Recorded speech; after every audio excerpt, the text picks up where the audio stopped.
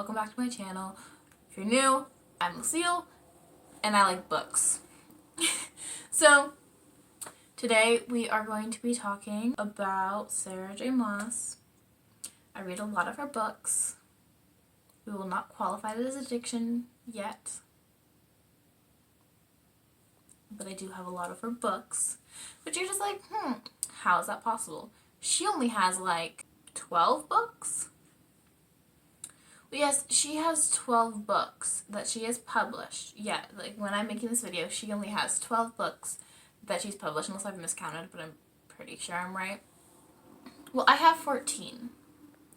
And I only have 5 books out of the Throne of Glass series. So we'll get into that. Let's start with Throne of Glass, because that's the easier one. That I only have these 5 novels. So this has 8 books in the series, but I only have 5. I have The Assassin's Blade, Throne of Glass, Crown of Midnight, Heir of Fire, and Queen of Shadows. There are, as I said before, 3 more books in the series. I do not own the last 3. I'm hoping to own the last 3 sometime soon so I can finally finish the series that I started a year ago. But it's okay. It's fine. I just have issues that we're going to brush on with the next series. So that doesn't seem so bad. Like, you're just like, you have 5 books out of one of her series. But just wait. This is when people look at me like I'm crazy. So, you know, like a normal person, I bought the paperbacks at Barnes & Noble because paperbacks are cheaper than hardbacks. I love hardbacks, don't get me wrong, but paperbacks are cheaper. So, you know what, I was just like, you know what, this series sounds kind of like my thing. Like, this sounds like something I'll really like. I'm talking about A Court of Thorns and Roses. I don't think I said that, but that's what I'm talking about. So I was just like, you know what, I've already started Throne of Glass, but it's okay. Because I just want to try these out books first. Because they're shorter. It's fine. I'm not going to waste more money than I should on these. Definitely not. And so, I have the whole A Court of Thorns and Roses series in paperback. As you can see here, these are not lining up as nicely as Throne of Glass wanted to. These are being not really working out. But it's okay. We're going to roll with it. So, I have A Court of Thorns and Roses, A Court of Mist and Fury, A Court of Wings and Ruin, A Court of Frost and Starlight. It's like, okay. You know, there's a whole series right there. That's 9 books. Where are your other 5? Like, what other 5 books could there possibly be? Well, let me tell you the whole series in hardback. But I have the whole series in hardback. I don't regret anything, but I have them in hardback. Which means, you know, I have 4 more copies of the book in hardback. Which people give me kind of like, they got kind of weird at that. They were just like, why do you need 2 copies of the book? And I was like, well, you see, when I started this series, I was like buying them, and I didn't want to waste my money getting hardbacks if I didn't like them, because hardbacks cost more money.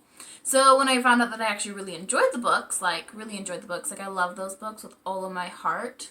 And I know that a lot of people don't. I've heard that opinion, but I love them. And nothing in this world will ever change the fact that I love them with all of my heart. And that I just love them.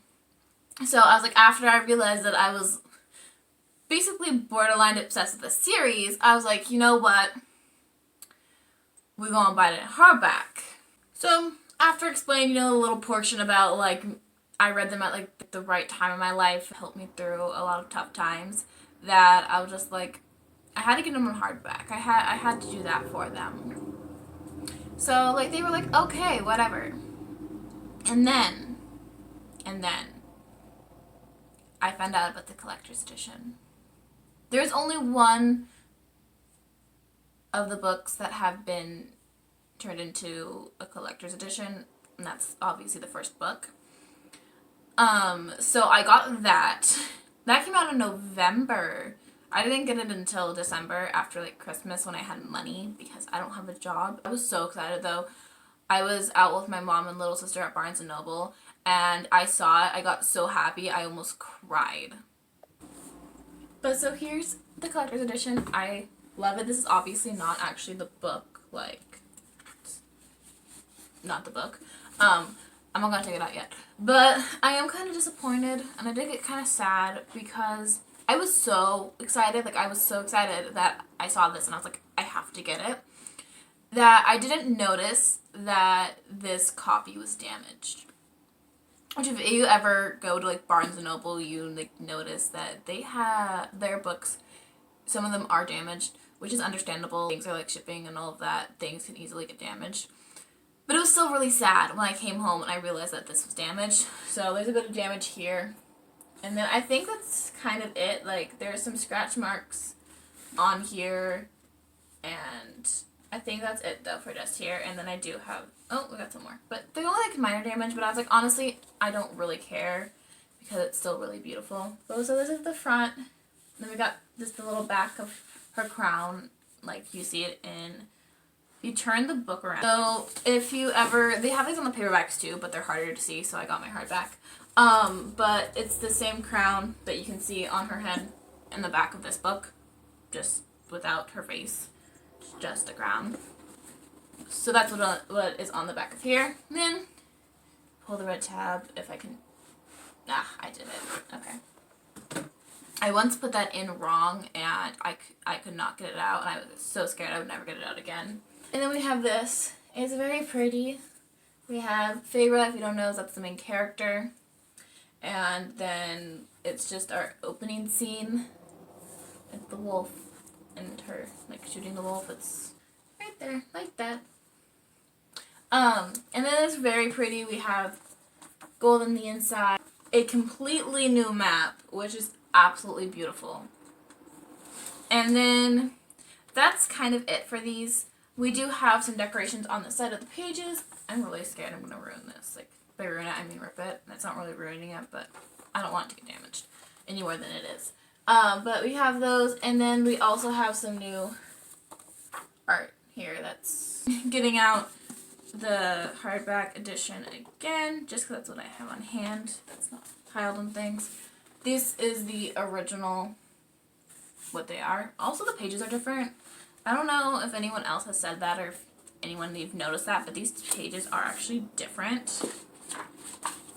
It's weird. It's interesting. Just fun facts. But I was so happy.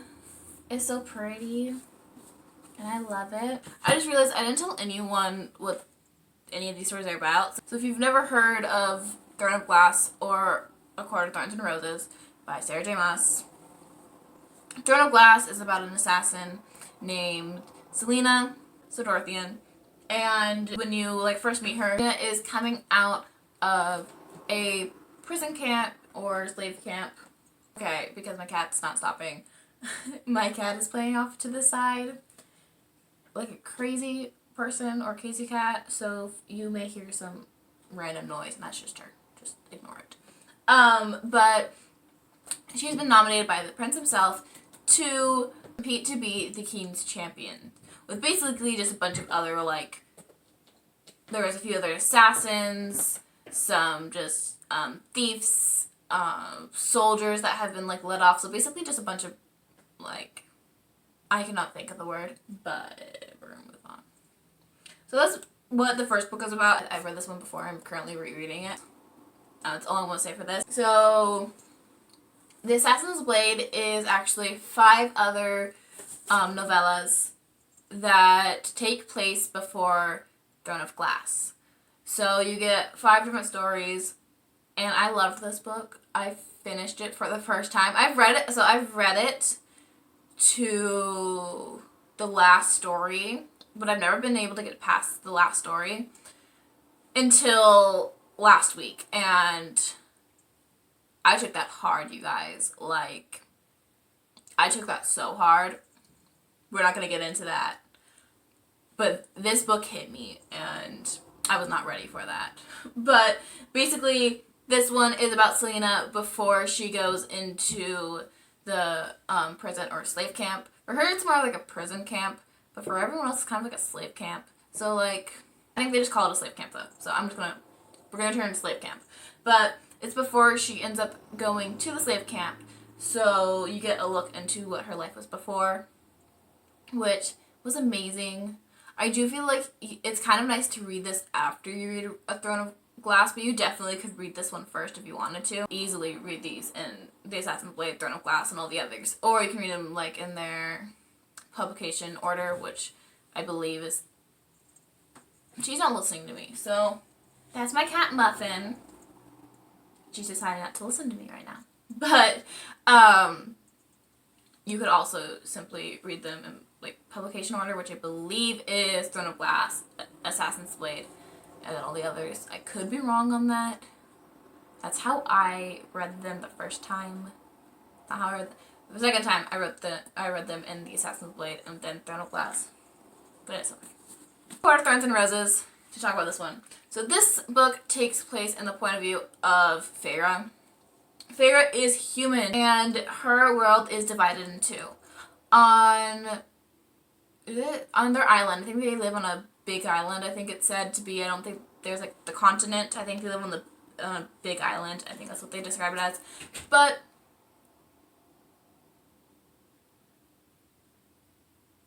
this land that they live on is separated by a wall. Feyre's island is divided into two parts. On the upper part of the island lives the Fae, or fairies if you don't know what Fae means. Fairies. And on the bottom part, on the small bottom part, the very end of it, live the humans.